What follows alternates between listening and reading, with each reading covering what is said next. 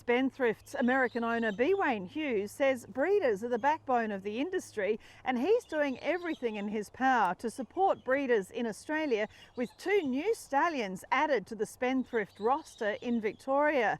Vino, Rosso and Omaha Beach offer great outcross options for Australian breeders, with some great incentives too to breed with Spendthrift in 2020.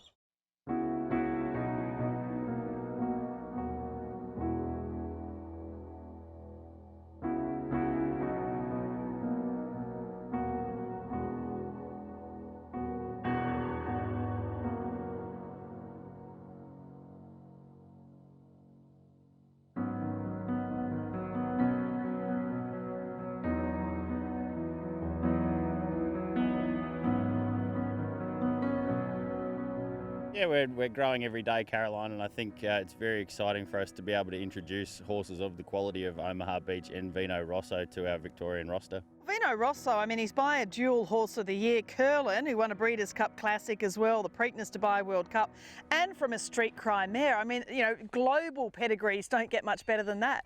No, they don't, and I think a horse like him, it screams, send me your Danehill, Danzig or More Than Ready line mare, really, which is obviously a wonderful opportunity for breeders in this country. Vino Rosso has taken the lead. Well, he earned over 4.8 million US. I mean, that, he's the best son of Curlin, really. And to win a Breeders' Cup Classic, I guess you really would compare that to a Cox Plate winner. Yeah, definitely, and I think to win the equivalent of a Cox Plate and demolishing 9 individual Group 1 winners on that day, I think it's a feather in his cap that we're very happy to see there. It's very exciting to have a horse that you can say has a time form rating superior to horses of the calibre of Winx, Nature Strip, just to name a couple, but obviously they're 2 horses that highlighted our racing scenes in 2019. But it is just such a wonderful outcross with, as you say, so many Danehill, More Than Ready, those sorts of mares. Yeah, they're the mares that we've got in our broodmare band that we've penciled in for him. We bought a few mares from those sire lines last year, and we intend to support him heavily with those lines, and that's what we're working on our clients on, because obviously you go through his pedigree by Curlin out of a Street Cry mare.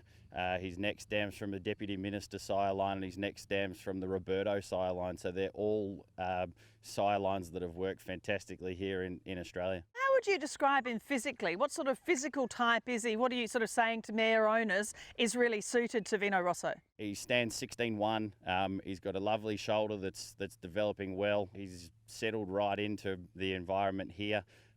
He's got a lovely head on him and good length to him, so he's probably got a little bit more leg under him than most horses, but I think that'll complement those lower to the ground, speedy Australian type mares. But Vino Rosso's getting away. He's undefeated at 2, a Wood Memorial at 3, which is a race that's won by a horse of the calibre of Frosted, who's had great support here in Victoria in his first few years at stud, and then on to his 4-year-old season where he was unlucky not to be crowned a champion racehorse of America for 2019.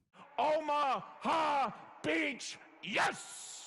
Omaha Beach, your other new boy, of course, from the US. He's by Warfront. We know, of course, what incredible impact that he's making as a sire of sires in Australia, with declaration of war, with, Derby winner, Melbourne Cup winner and plenty of others. It's a great opportunity for breeders to support a sire line that's obviously worked in this country, and Warfront's just a new branch of that Danzig sire line, and as you say, Declaration of War's ticking the boxes with his 3-year-old crop of last year. When we talk about what Omaha Beach achieved on the racetrack, I think we're talking about a horse that's of the highest quality.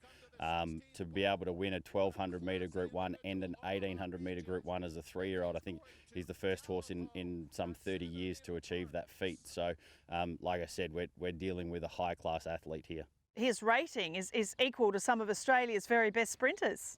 Yeah, when you look at the performance that he put in the Santa Anita Sprint Championship, that race was equal to the best runs of a horse like Yes, Yes, Yes, and it was actually superior to the best performances of horses like Exceedance, Piarata and Microphone, all horses that are retiring to stud in Australia this year with service fees that are far higher than this horse's. Well, I think the first thing that you notice when Omaha walks out in front of you is just that strength through his shoulder and the lovely deep girth that he's got. I think that he probably has the deepest girth that I've ever seen on a horse. So to be able to tell people that, I think that's one of the first things that you look for as a yearling buyer. I probably speak for myself there, but that's what I'd look for. So if he can throw that, I think that that's a step in the right direction. The Spendthrift team, you've been buying up mares, around Australia in particular. At the Gold Coast, $600,000 for Santa Monica, $450,000 for Solar Star, both going to Omaha Beach. We were told by the head office in Kentucky that we needed to upgrade our broodmare band to support the new horses that we've got, and to be able to step into that Magic Millions market and spend sort of over $1.5 million on some high quality mares. It's great for the horse and something that we're very fortunate to be able to have done. And obviously they complement your stallions there that you've supported heavily, Overshare, Gold Standard and Swear. Yeah, Overshare's obviously a very good-looking son of I'm Invincible. His foals are high quality individuals. He went from a book of 80 mares in his first season, and that went to 150 in his second. Gold Standard, again, first foals we're very happy with, and his book doubled again in his second year. And Swear, our first stakes winner here in Australia, he's got his first crop of 2-year-olds that have entered some of the best stables in Victoria and Australia. And look, we're just hoping that they can hit the ground running, but 3 very well credentialed horses that we are offering on that Breed Secure program. And on your website, as I mentioned in the intro, there's a quote from B. Wayne Hughes that the breeders are the backbone of our industry. Often they take huge risks financially, there's no reward, but at times like this, your Breed Secure is more important than ever for breeders.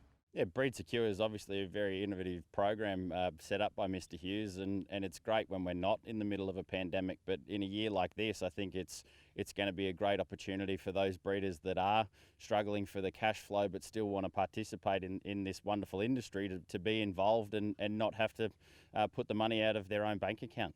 You've done so much more work on the property. How's it all coming together now? Well, we haven't stopped since you were last here.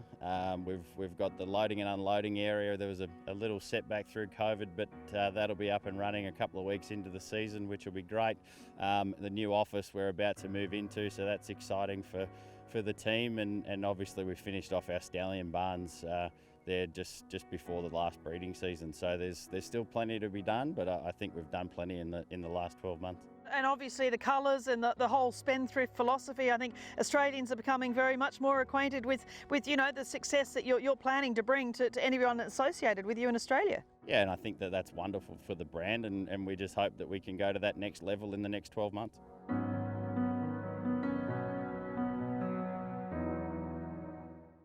Such great variety for Australian breeders at Spendthrift in Victoria. Coming up on Bred To Win, Coringal studs Stuart Lamont in Arrowfield studs, the horse who made you love racing.